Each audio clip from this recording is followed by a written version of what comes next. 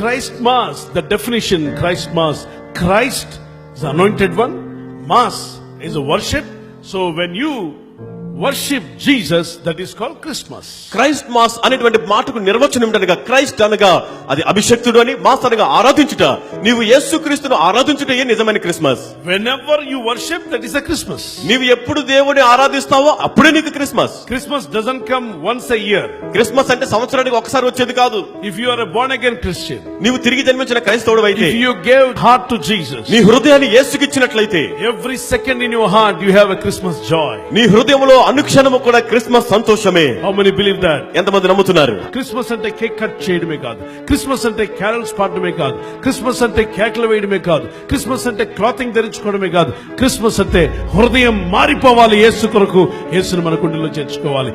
ప్రభు ఒక మాట అడుగుతాడంట, నువ్వు ఎంత సంపాదించావు, ఏ ఊర్లో బతికావు, ఎంతమంది నీకు ఫ్రెండ్స్ ఉన్నారు, ఎన్ని ఇల్లు కట్టావు అని అడగడంట. ఆయన ఏమడుగుతాడట, నేను ఆకలిగా ఉన్నప్పుడు నువ్వు నాకు ఆహారానికి ఇవ్వలేదు, నేను దాహంగా ఉన్నప్పుడు దాహానికి ఇవ్వలేదు, ఇదిగో నేను వస్త్రాలు లేనప్పుడు నాకు వస్త్రాలు ఇవ్వలేదు అంట. అదేవిధంగా దైవజనమ, దేవుని ప్రజలమైన మనము ఆకలి కొనిన వారిని చూస్తే ఈ క్రిస్మస్ సందర్భంగా వారి ఆకలి తీర్చడానికి ప్రయత్నం చేయండి.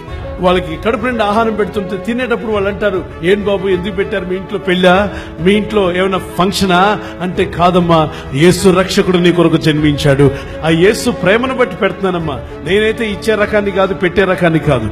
యేసు నా గుండెలో అడుగు పెట్టగానే నా రకం పక్కకు పోయి యేసు రకం లాగా తయారయ్యాను. Praise the Lord. యేసు రకం లాగా తయారయ్యాం. దేవుని ప్రజలారా, క్రిస్టియన్ అనగా సాక్రిఫైషల్ గుర్తుగా ఉన్నాం. మొట్టమొదటిగా మన యేసు సాక్రిఫైస్ చేసి చూపించాడు. The followers of Jesus are the sacrificial people. Yesu ప్రభువును వెంబడించే వారు త్యాగపూరితులు. ఫర్ 90% ఇన్ ఇండియా హాస్పిటల్స్ లో నర్సెస్ గా చేస్తున్న వాళ్ళందరూ కూడా క్రిస్టియన్ నర్సెస్ అట.